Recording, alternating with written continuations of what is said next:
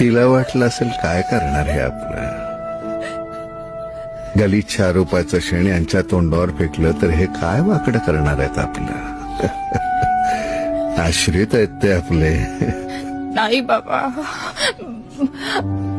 रंगभूमीवरचा मान मराठ आणि हेवा वाटावा असा ऐश्वर्य भोगलेला हा कलावंत, ज्याच्या पाठीवर सरस्वतीच्या मोठमोठ्या उपासकाने हात ठेवले, तो हा नटसम्राट यांच्या दाराशी लाचार कुत्रा होऊन पडलाय. बाबा, त्याला चोर म्हणा डाकू म्हणा काय फरक पडतो. त्याचा दोष इतकाच, त्याने विश्वास टाकला. नाही बाबा. बाबा, चुकली तुमची चिमणी.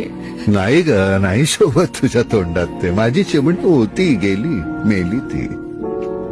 आता कोणी